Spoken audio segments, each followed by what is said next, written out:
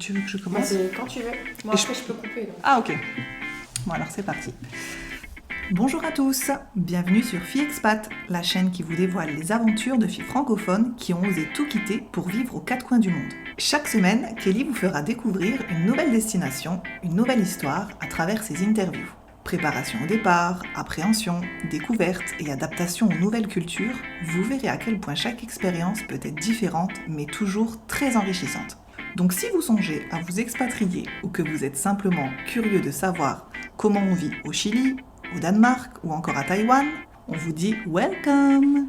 Le but de Kelly à travers ses podcasts est de partager avec vous le vécu, le ressenti des unes et des autres. Expatriée elle-même 9 ans entre les États-Unis et le Canada, passionnée de voyage et surtout grande épicurienne, et je sais de quoi je parle, elle adore partir à la rencontre de nouvelles personnes et échanger les points de vue. Allez, c'est parti, embarquement immédiat, bonne écoute! Salut à toi, grand voyageur ou futur grand voyageur. Alors je t'ai demandé récemment sur le compte Insta de Filles Expat si tu souscris à une assurance voyage lorsque tu pars pour une durée supérieure à ce que ta carte bancaire va te couvrir. Et sans réelle surprise, 55% d'entre vous m'ont répondu que non, vous aimiez prendre des risques. Bon alors franchement moi perso je l'ai fait aussi pendant des années donc je te comprends, on se dit pourquoi je vais payer pour des assurances dont je ne vais jamais me servir.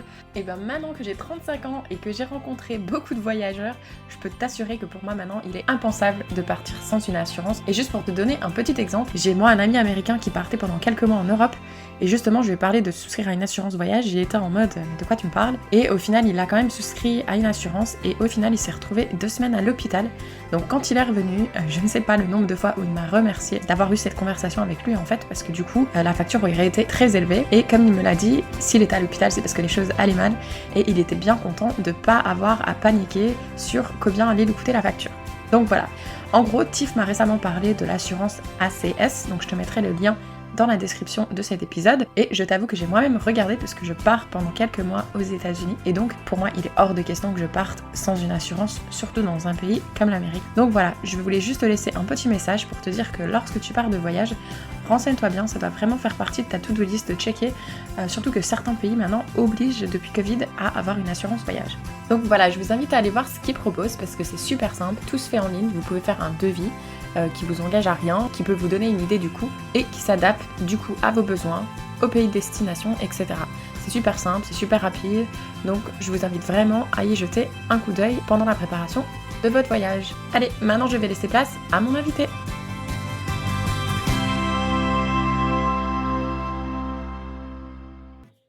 Donc on est à peu près à J+10 de mon arrivée au Mexique. Je pense que c'est le bon moment pour faire un premier bilan. Donc j'enregistre ce vocal, je suis sur l'île d'Holbox, qui est juste un petit paradis. Il est 8h du matin, j'ai les pieds dans l'eau des Caraïbes juste transparente, enfin c'est juste dingue. Je me suis levée ce matin aux aurores pour venir faire mon yoga au lever du soleil sur la plage. Voilà, c'était juste un moment ouf.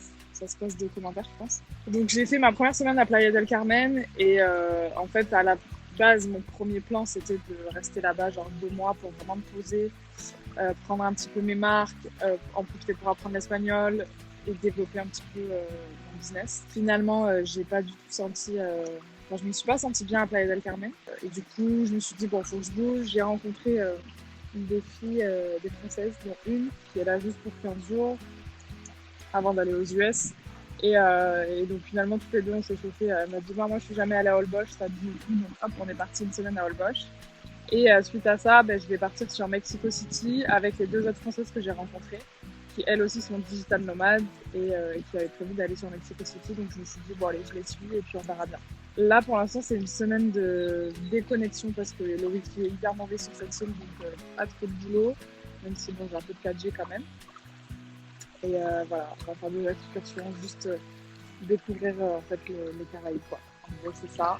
Et je me sens vraiment en phase avec cette décision que j'ai prise. Et là je me dis en fait j'ai juste réalisé qu'il n'y a pas de retour en arrière possible. Donc il faut que je fasse tout pour que j'arrive à vivre de mon business en ligne.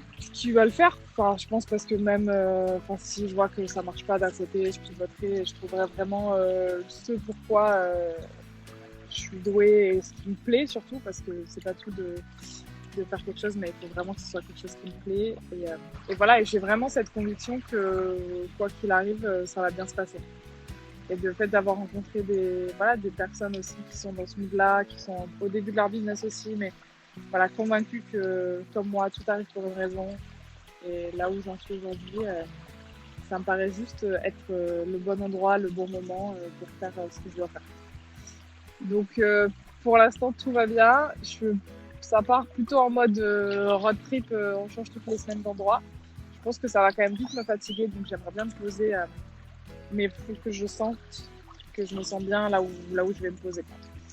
Donc on verra, peut-être que ce sera Mexico City, peut-être que ce sera après. Affaire à suivre. Salut, c'est moi. J'interromps son vocal quelques secondes parce qu'en fait, quand moi je l'ai reçu, elle a piqué ma curiosité en fait. Et je me suis dit, si elle me l'a piqué, elle a dû peut-être vous la piquer à vous aussi.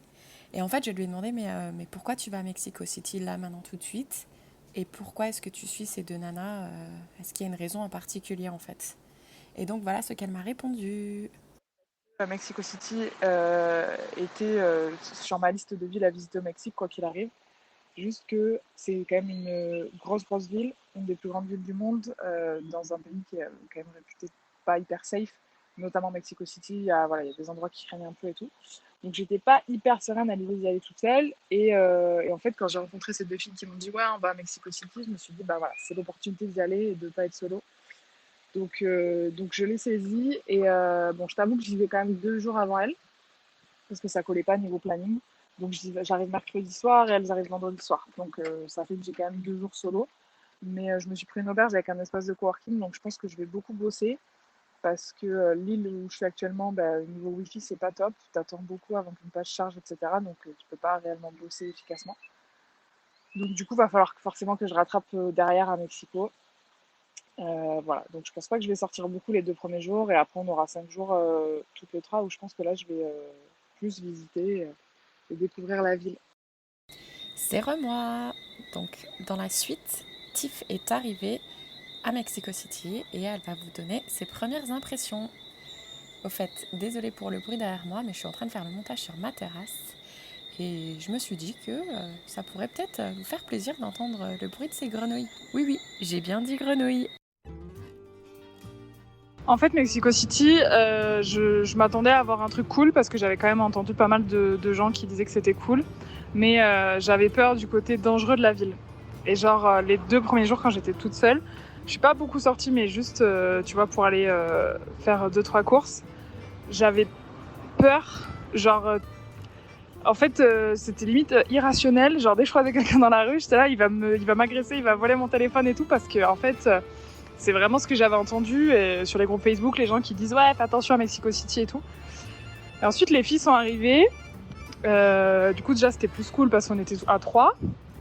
Donc, tu te sens déjà moins vulnérable à 3, même si on reste 3 meufs bien blanches quand même. Et le dimanche, donc le 4e jour, on a fait le tour de la ville avec un local qu'on a rencontré, enfin qu'une de mes potes a rencontré à Playa del Carmen et qui habite à Mexico City depuis toujours en fait. Donc ça, c'était génial. En plus, le mec est hyper intéressant, hyper cultivé. Il nous a vraiment partagé tout sur sa ville, la culture et tout. Et clairement, il nous a dit, voilà, il y a tel quartier, faut pas y aller. Le soir, vous y allez pas. Donc, à partir du moment où tu le sais, tu y vas pas. Et sinon, c'est safe. Enfin, c'est safe. C'est une grande ville, quoi, en fait. Je veux dire, tu vas à Paris, je pense qu'il y a des quartiers où c'est pareil. Il faut pas y aller, quoi, clairement. Il y a franchement une grosse présence policière. Il y a des flics partout, vraiment, tu les vois tout le temps. Je trouve que les gens sont cool, ils sont hyper avenants avec les étrangers. Tu vois, ça parle pas beaucoup anglais, mais ils font quand même des efforts, tu vois, espagnol, anglais. Ils prennent systématiquement Google Maps en traducteur et tout. Enfin, vraiment, ils essayent de s'adapter au maximum à toi. Donc je me sens hyper bien par rapport à ça. C'est hyper vert, il y a des arbres partout, meuf, c'est incroyable. La température entre 20 et 25 degrés, c'est idéal. Quand t'as passé 2 semaines à suer, t'es juste happy, t'es là, genre je sors, je peux vivre une journée normale, je suis bien, tu vois, je peux me maquiller, me coiffer et tout va bien. Même si je me maquille pas beaucoup, c'est quand même agréable. Et il y a aussi le fait que, je me suis rendu compte que bouger toutes les semaines, ça demande beaucoup d'énergie, c'est fatigant, ça coûte de l'argent aussi parce que, tu vois, les transferts, que ce soit en avion, en bus, etc., à chaque fois, il faut quand même payer. Et vraiment, le but des digital nomades, c'est de passer du temps à chaque endroit, tu vois. Et donc, comme je me sens bien ici, ça a matché avec mes 2 potes. Toutes les 3, on s'est dit, OK, on prolonge. Et c'est pour ça qu'on a prolongé. Et c'est pour ça qu'on est encore là et que c'est vraiment cool. Donc, ouais, Mexico City, grosse, bonne surprise. Et franchement, c'est pas dangereux comme on peut le voir sur tous les groupes ou même sur le site de diplomatie.gouv, là, je sais pas quoi, site du gouvernement. Voilà, je pense que oui, il y a de la dangerosité, comme il y a à Paris, comme il y a dans toutes les capitales du monde. Et il faut juste rester vigilant. Et après, c'est du bon sens, quoi.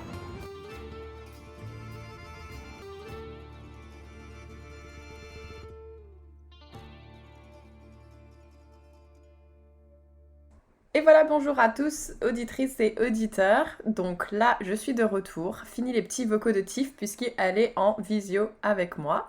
Et on a décidé de faire un petit point puisque maintenant ça fait un mois qu'elle est arrivée au Mexique. Coucou Tiff. Coucou, merci de me recevoir pour ce bilan des 1 mois. Comment tu vas? Très très bien, je suis contente qu'on fasse le point parce que j'ai beaucoup de choses à dire par rapport à tout ce qui s'est passé depuis 1 mois. En fait, ça s'est pas du tout passé comme les plans. Donc voilà, j'ai hâte de partager ça. C'est ça, et moi je vais essayer de faire du mieux que je peux pour faire genre je sais rien du tout et de me mettre à la place de ceux qui nous écoutent. Ouais, c'est ça. Alors que je te raconte quasiment au jour le jour. C'est ça. Donc tu es actuellement dans un Airbnb à Mexico City que tu as loué pendant 1 mois, c'est bien ça? Ouais, c'est ça. En fait, à la base, on avait loué 1 semaine avec du coup les 2 Françaises que j'avais rencontrées sur Playa del Carmen. Et puis gros coup de cœur pour Mexico City. Toutes les 3, on se sentait hyper bien ici. Le climat est juste parfait. Il fait genre entre 20 et 25 degrés. Soleil quasiment tout le temps.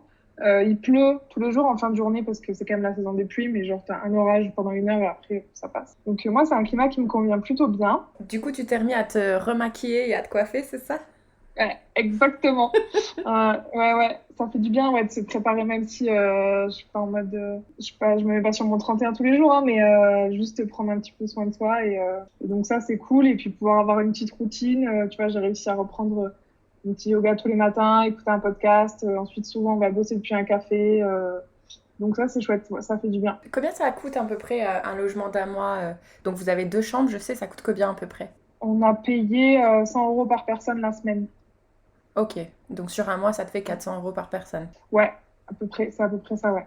Ok, donc du coup, tu trouves que c'est un peu plus rentable qu'une auberge de jeunesse? Ouais, parce qu'en fait, au prix à la nuit, on est à 11 €. 11 € la nuit par personne. Et l'avantage d'un Airbnb, c'est que on peut cuisiner. Enfin, tu vois, on a une vraie cuisine avec vrai frigo, on a la place, etc. On peut vraiment manger. Alors que les auberges de jeunesse, même si celles que j'ai fait jusqu'à présent, il y avait une cuisine. On va pas se mentir, c'est pas la cuisine 5 étoiles. C'est souvent pas très propre, où les ustensiles sont assez limités et tout. Donc, en vrai, tu manges 1 ou 2 fois, ça dépanne. Mais tu fais pas tous tes repas à l'auberge de jeunesse. Enfin, en tout cas, moi, j'ai trouvé que c'était un peu compliqué. Donc, finalement, tu vois, peut-être que l'auberge de jeunesse, encore que à Playa del Carmen, j'étais à entre 10 et 15 € la nuit, je me souviens plus exactement. Donc déjà, j'étais plus cher que ici, tu vois, ce que je payais à la nuit. Mais au final, tu augmentes vite ton coût journalier avec les restos, tu vois, tu vas petit-déj dehors, enfin bref. Donc c'est plus intéressant à Airbnb, surtout quand tu le partages avec d'autres personnes en fait. Parce qu'à moi toute seule, honnêtement, je suis pas sûre que j'aurais pu louer un Airbnb. Quand t'es au moins 2, c'est assez intéressant, je pense. Ok. Et surtout, Mexico City, c'est quand même beaucoup moins cher que le Yucatan. Mais du coup, est-ce que tu regrettes d'avoir fait ce petit passage en auberge à Playa del Carmen? Est-ce que tu aurais pris un vol direct pour Mexico City? Qu'est-ce que tu ferais de différent? Je regrette pas d'être passée par Playa del Carmen parce que ici, il n'y a pas la mer, il n'y a pas tu vois, on n'est pas dans les Caraïbes, quoi. Oui. C'est trop bien, je kiffe Mexico City. Mais en même temps, quand je suis partie, j'avais aussi envie de plage, un peu de cocotier et tout. Et puis, ça m'a permis de rencontrer les filles avec qui je suis ici, tu vois. J'aurais pas été à Playa del Carmen, je les aurais pas rencontrées. Et les passages en auberge, c'était cool aussi parce que voilà, ça permet de rencontrer des gens, parce que si tu pars direct sur un Airbnb, t'es tout seul et tu rencontres. Enfin, c'est plus dur de rencontrer des gens, tu vois. C'est clair. Non, et puis même si tu passais à une vie de digital nomade, je pense que c'était quand même important dans le contexte où on est que tu prennes justement 1 ou 2 semaines plutôt en mode touriste qu'en mode digital nomade. Ouais, exactement. C'est vraiment ce qui s'est passé en fait, parce que sur Playa del Carmen et après Holbox, genre j'ai un peu bossé, tu vois, mais j'étais quand même En mode, je découvre un peu la ville, comment c'est la vie ici au Mexique, les Mexicains, les voyageurs, etc. Donc, j'ai un peu pris mes marques dans cette vie-là. Et quand je suis arrivée à Mexico City, ça m'a permis vraiment de me poser et de bosser. Et la ville, elle est vraiment, comment dire, elle est vraiment adaptée à ça parce que tu sens pas que c'est une ville touristique, en fait. Il y a pas beaucoup de touristes. Bon, déjà parce que le Covid. Mais en fait, Playa del Carmen, quand tu marches dans la rue, t'arrêtes pas de te faire harceler par les gens qui veulent que tu viennes manger dans leur resto, dans leur boutique, etc. À Mexico City, il n'y a pas ça. Mhm. T'as des restos, mais t'as pas des gens devant qui te disent viens manger dans mon resto. Non, c'est genre normal, entre guillemets, tu vois. Mhm. Il y a des endroits touristiques, tu sens pas que les gens sont vraiment à fond pour... T'es pas un portefeuille sur pattes, quoi. C'est clair. Et pourtant, Donc, c'est tellement dommage parce que quand on voit les stories que tu postes sur Instagram, franchement, ça donne vraiment envie d'aller voir ça. ouais, c'est vraiment beau. Mais après, tu vois, si vraiment t'es en mode voyage, je conseillerais peut-être 3-4 jours à Mexico City, mais pas plus, tu vois. Par Mhm. contre, en tant que digital nomade, ouais, c'est vraiment une ville agréable à vivre. C'est clair. Surtout les cafés où tu vas bosser à chaque fois, ils sont vraiment Ouais, magnifiques, quoi. trop beau. Le Mhm. café est bon en plus. Le Ouais, c'est wifi clair. est bien. Bon, du coup, tu avais prévu 2 mois et demi à Playa del Carmen. Ça s'est réduit à 2 semaines et demie, je pense. Une semaine, Une même. semaine, J'ai ouais. fait une semaine à Playa, une semaine à Holbox et après direct Mexico City. Ouais, le plan ne s'est pas du tout passé comme prévu. Mais en même temps, quand je suis partie, enfin, j'avais ça aussi en tête de me dire, voilà, j'avais pas envie d'être fixe et de pouvoir aller au gré des rencontres et de mon ressenti, quoi.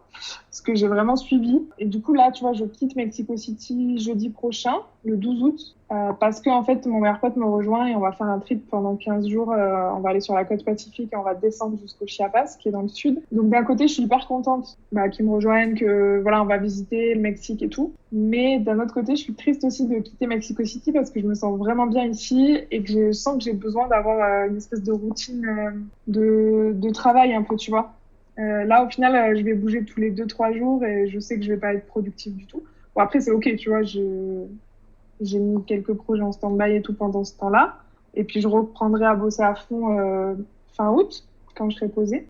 Et puis ensuite, en septembre, j'ai mon frère qui arrive. Donc, pareil, on va faire un peu plus de 15 jours de trip dans le Yucatan. Et ensuite, on part 10 jours aux États-Unis. Et en fait, après ça, j'ai vraiment envie de me poser. Genre, pendant 3 mois, à un endroit et pas bouger, en fait. Mhm. Parce que je sens que j'ai ce besoin d'ancrage, en fait. C'est marrant parce que du coup, je suis passée d'expat à digital nomade. Je voulais vraiment, vraiment tester digital nomade. Et voilà, je suis en train de découvrir un petit peu que ouais, j'ai besoin de m'ancrer à un point pendant un long moment. Alors, moins que une expatriation, sûrement, tu vois. Je pense que j'ai pas envie de rester 1 an au même endroit. Mais ouais, je pense 3 mois, c'est le minimum que je vais avoir besoin. C'est clair. Parce que, enfin, moi, personnellement, je trouve que ce qui est dur, c'est que c'est dur déjà de rencontrer des gens. Je sais pas si toi, t'es du genre, t'es OK à être solo, mais c'est déjà pas évident de trouver des gens. Mais si en plus t'arrêtes pas de bouger, même si c'est tous les mois, bah, tout est temporaire en fait. Et quand t'es seule, je trouve ça assez délicat quand même. Alors, moi, je j'ai pas de mal à être seule. J'apprécie la solitude et je suis quelqu'un de très, très indépendante. Mais évidemment, j'ai quand même aussi besoin d'avoir des gens autour de moi, etc. Et puis aussi, ce que je cherche dans le voyage, c'est ça, c'est les rencontres, ça te nourrit, tu vois. Mhm. Et effectivement, le problème quand tu bouges tout le temps, c'est que certes, tu rencontres plein de gens. Honnêtement, depuis que je suis partie toute seule, j'ai jamais été seule. Depuis que je suis arrivée au Mexique. Mais en fait, les relations, elles sont superficielles. Parce que tu vas passer une soirée avec quelqu'un et puis le lendemain, cette personne, elle est repartie ailleurs et puis toi, tu dois bouger, machin. Donc, Mhm. c'est vrai que t'as pas le temps, en fait, de construire quelque chose. Et c'est pour ça aussi, ouais, que j'ai besoin de me poser quelque part, C'est clair. je pense. Tu sais que moi aussi, j'adore rencontrer des nouvelles personnes, mais ici, après quelques mois, et je te le souhaite pas, mais je sais pas si tu te souviens, je pense que je te l'avais dit ou j'ai dû t'en parler.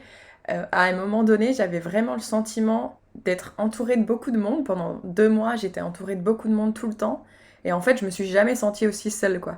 Donc c'était vraiment un sentiment bizarre, en fait, parce que tu dis, ouais, je suis entourée de toutes ces personnes. Mais au final, là, je commence à arriver à un point où j'ai envie d'être avec des personnes qui me connaissent quand même et que je suis pas obligée de constamment redire qui je suis, etc., etc. Ouais, je vois ce que tu veux dire. Pour l'instant, moi, ça va, honnêtement, mais je pense que oui, j'arriverai à ce point-là à un moment. Mhm. Parce que tu vois, au final, ça fait tout juste un mois. Oui. Mais en fait, là, ce que j'aimerais vraiment, ce que je sens que j'ai besoin, c'est d'avoir d'autres freelances autour de moi. Parce que, donc tu vois, là, je suis en train de lancer mon business. Enfin, donc en gros, ça fait un mois que j'ai mes premiers clients, etc. Et en fait, alors ouais, via les réseaux, enfin tu vois, j'ai quelques personnes, entrepreneurs autour de moi, mais c'est quand même pas pareil que quand tu les as au quotidien, tu vois.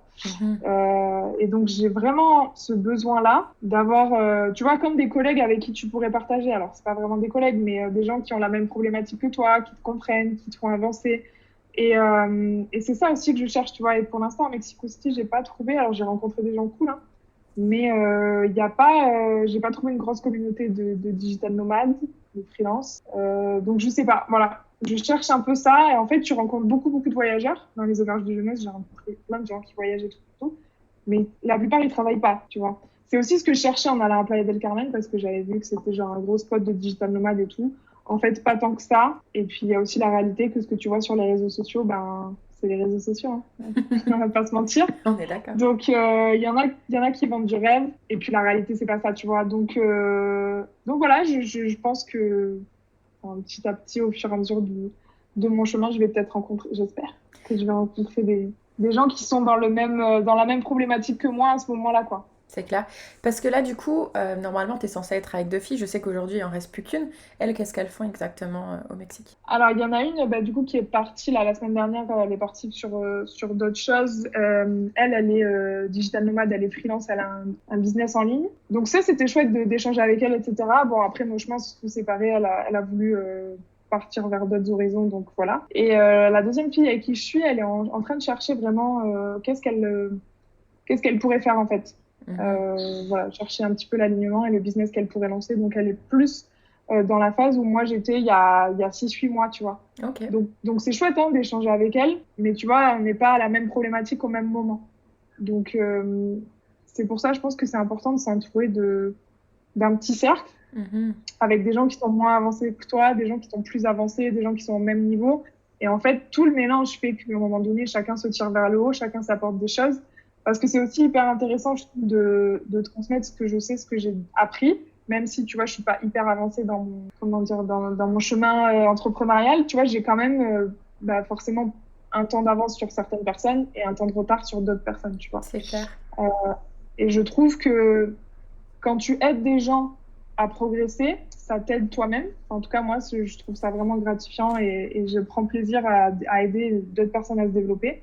Et d'un autre côté, j'ai aussi ce besoin d'avoir des gens qui sont plus avancés que moi pour m'aider à me développer, tu vois. C'est clair. En fait, il faudrait un monde entre pas digital nomade, pas expat, mais un peu entre les deux. Ouais, c'est ça. En fait, à la base de mon envie d'être digital nomade, c'était pas vraiment de bouger tous les mois.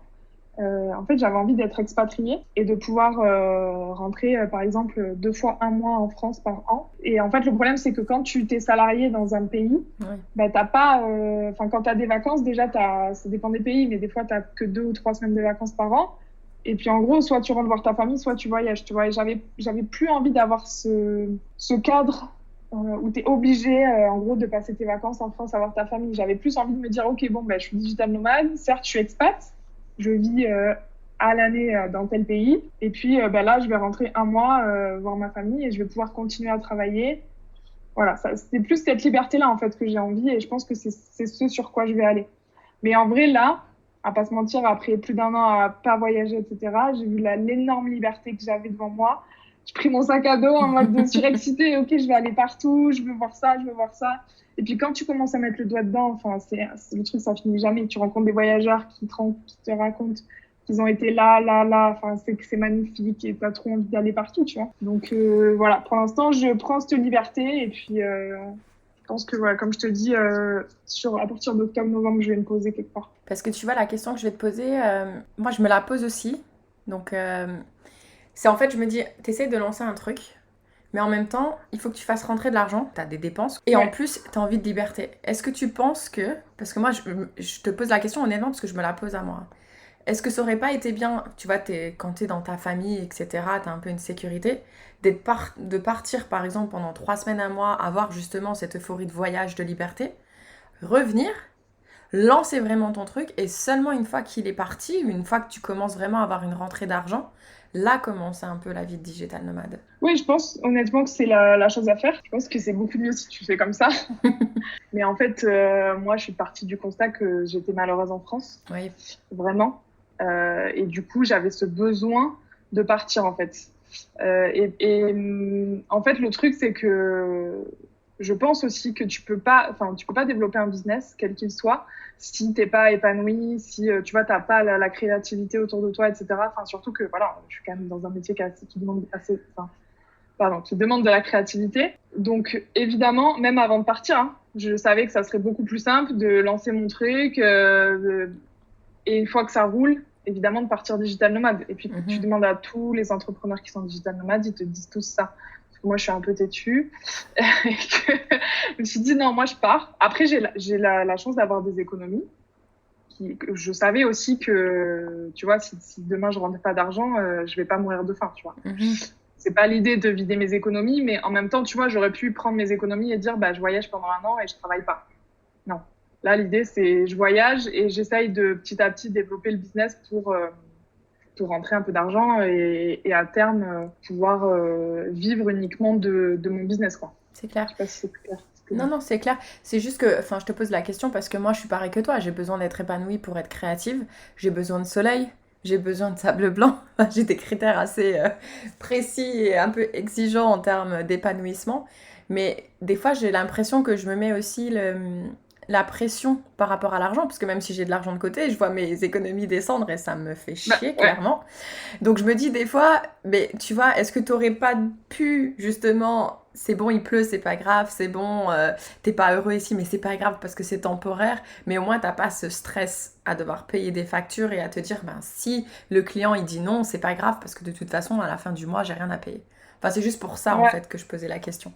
Mais je vois ce que tu veux dire, mais en fait, moi, j'ai un peu cette impression que, tu vois, pendant 10 ans, quand j'étais salariée, je me disais tout le temps, ouais, bon, allez, je suis pas très, très heureuse ici, mais allez, il faut serrer les dents. Tu sais, à la retraite, tu pourras voyager. Et à un moment donné, en fait, je me suis dit, mais c'est ça la vie? Ouais, non, mais comme toi, comme beaucoup de monde, tu vois. Ouais. C'est ce qui m'a poussée à partir sur ma première expatriation. Et ensuite, l'engrenage est arrivé. Mais même, tu vois, quand j'étais à Londres pendant 2 ans, au final, je me suis recréé une routine parce que c'est ça, l'expatriation. Certes, au début, c'est plein d'aventures, etc.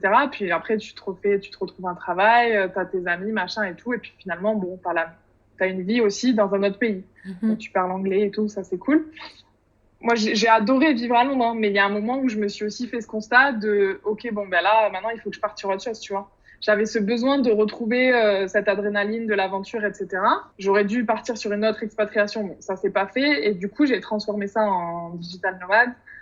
Ouais, parce que je pense aussi, tu vois, la pandémie, le fait d'avoir été bloqué pendant 1 an, de tout ça, enfin, tout ce mélange-là, ça m'a poussé vers l'inconnu et en mode, bah vas-y, on verra bien où j'irai la semaine prochaine, tu vois. C'est clair. Mais du coup, ouais, tout ça mis bout à bout, là, j'ai vraiment cette envie de me poser quelque part, une fois que j'aurai fait mes 2 trips avec mon frère et mon pote. Et puis, on verra, tu vois. Mais je pense qu'effectivement, je vais repartir sur plutôt quelque chose d'expatrié. Enfin, entre expatrié et nomade, tu vois. Okay. C'est un peu, il n'y a pas trop d'étiquette, mais nomade settler, ils appellent ça. Et au bout d'un mois que tu es au Mexique, ton niveau d'espagnol, ça donne quoi? Oh là là là là. Eh ben, hola, ça veut dire bonjour, c'est déjà un beau début. Voilà, hola, ¿qué tal? Non, en vrai, je me suis améliorée parce que je partais de zéro, donc j'ai quand même, tu vois, je suis capable de commander au restaurant, par exemple, ça c'est un premier point. Mais en fait, j'ai pris, je sais pas, 10 heures de cours, je crois, quand j'étais sur Playa del Carmen, donc ça c'était top.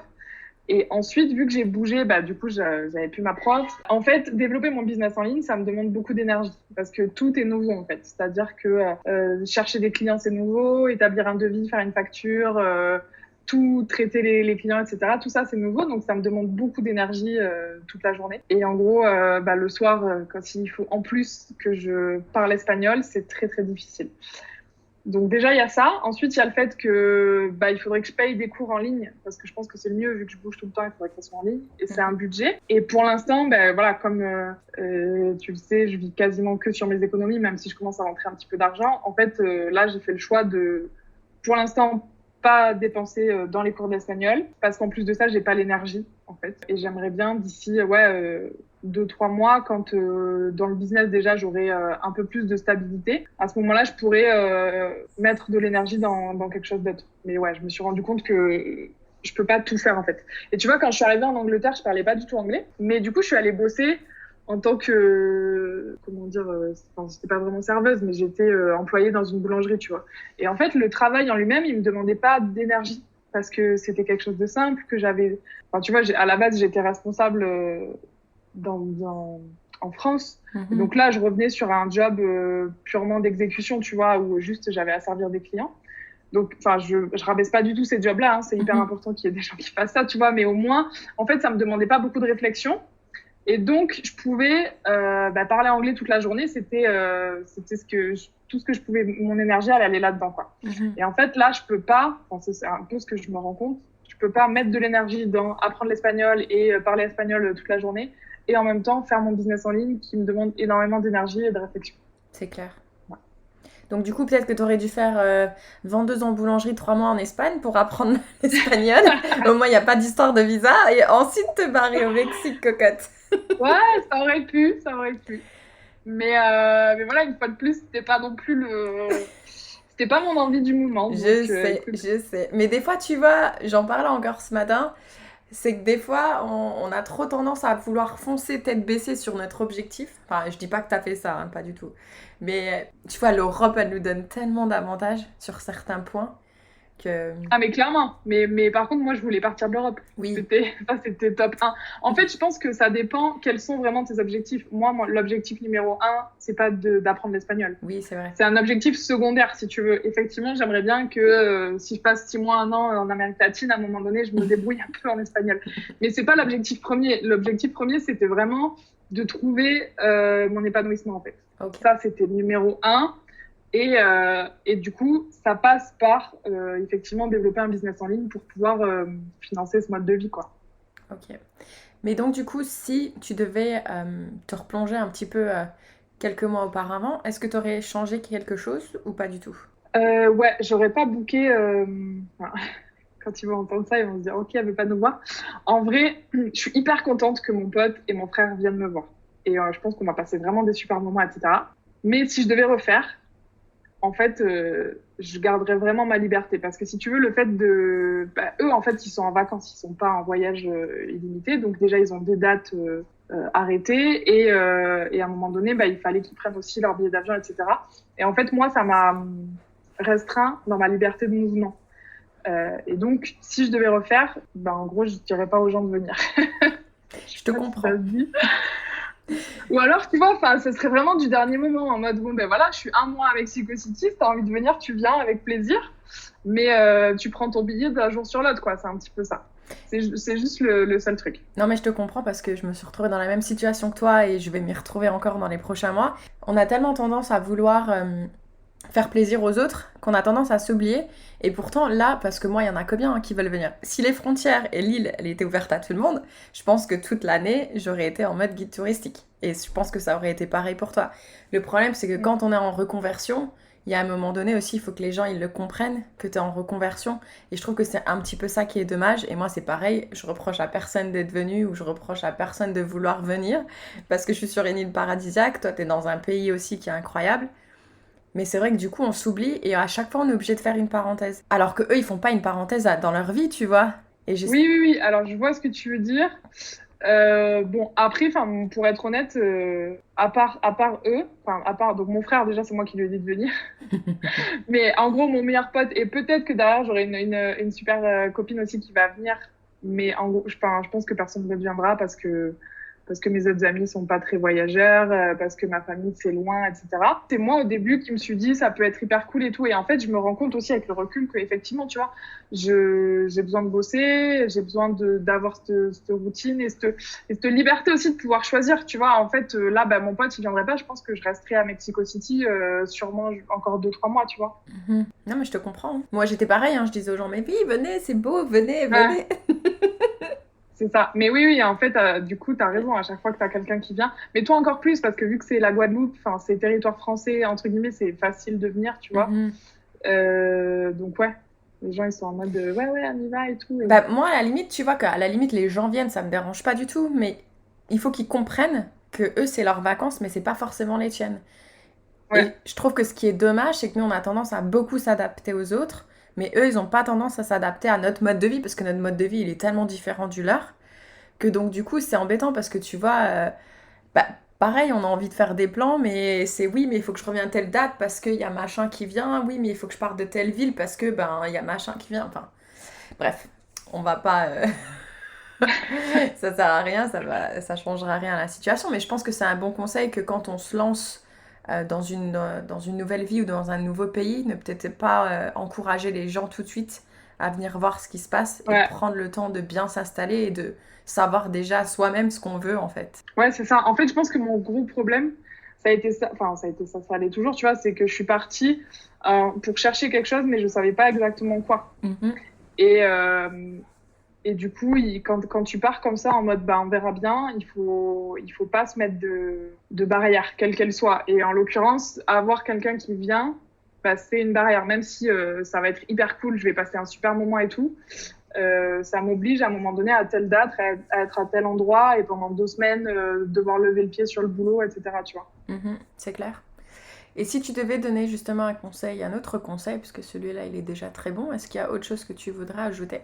En fait, écoute pas les autres et écoute-toi, toi. Juste parce que les gens autour de toi, souvent ils projettent leur peur sur toi, ou ils n'ont pas toutes les données, et puis chacun a sa personnalité et fait avec ses tripes aussi, tu vois. Il y a plein de gens qui te diront, alors soit ils essaieront de te décourager, soit ils vont être bienveillants, mais en fait, ils vont projeter leur inquiétude, etc. Et je pense que c'est un petit peu ce qui m'a retenue pendant beaucoup d'années, alors que j'aurais pu partir beaucoup plus tôt, tu vois. Donc, voilà, écoute-toi, écoute ton feeling, l'instinct, et c'est tout. Tu as récemment mis sur ton blog ce que t'avais enfin tout ce que tu avais mis dans ton sac. Et Ouais. je me souviens avoir lu que tu regrettes d'avoir pris ton pull au vert. Donc est-ce que tu veux nous en parler justement de ce fameux sac? Ouais, bah franchement, je trouve que je m'en sors pas si mal que ça. Parce qu'au final, quasiment tout ce que j'ai, je le mets. Et effectivement, il y a ce sweat. Alors, au moment où j'ai écrit l'article, en fait, je l'avais quasiment jamais mis et il n'était pas pratique parce qu'en fait, il tient chaud. Mais tu sais, genre, c'est quand même un gros sweat, donc il tient quand même vraiment chaud. Enfin, genre, même s'il fait genre 15 degrés que tu marches dans la rue, t'as trop chaud avec. C'est pas un truc fin, quoi. Donc, en fait, au début, je regrettais un peu de l'avoir pris parce que je me suis dit que il fallait un truc un peu plus multifonction, tu vois. Et puis bah là, finalement, je m'en suis quand même pas mal servi depuis 2, 3 semaines, notamment le soir. Donc en fait, je suis contente de l'avoir. Donc je sais pas trop, tu vois. Mais là, je fais la maline, mais ça fait un mois que je suis à Mexico et je vais devoir refaire mon sac dans quelques jours là. Et je pense que ça va pas fermer Pourquoi tu penses que ça n'est pas fermé? parce que j'ai acheté des trucs. Enfin, j'ai pas acheté beaucoup, hein. Mais tu vois, 2, 3 trucs de produits de beauté. Qu'est-ce que j'ai acheté? Ben, j'ai acheté une mini doudoune, une doudoune extra light, tu vois, Mhm. qui fait aussi kawaii. Alors même si ça prend pas énormément de place, ben, ça va en prendre un petit peu. Et en fait, si tu veux, avant que j'arrive à Mexico City, mon sac il était blindé en fait, il y avait pas de place. Donc j'ai acheté quelques trucs. Donc à mon avis, ça va être compliqué de l'histoire. Il va falloir que j'abandonne d'autres choses. On Complicado. verra. Mais il va falloir que ouais, t'abandonnes des choses comme tu dis. Exactement. Et donc du coup, est-ce que tu voudrais ajouter quelque chose avant qu'on conclue cet épisode? Non, je pense qu'on a fait le tour, hein. Ouais, je pense aussi.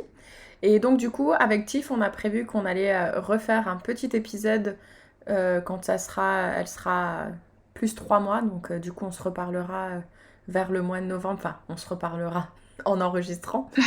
Oui. On va arrêter les vocaux, mais on se reparlera au mois de novembre pour voir à peu près justement où est-ce qu'elle en est.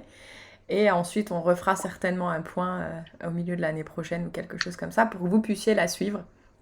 Mais n'hésitez pas non plus à la suivre sur son compte Instagram. De toute façon, tu vas le mettre en description. Yes, ouais, je partage mon quotidien. C'est le meilleur moyen de voir où je suis à l'instant T. C'est ça. C'est ça. Et ben écoute, merci Tiff. Et puis, on se dit à tout de suite pour boire une bière virtuelle. Ouais, merci beaucoup. Ciao.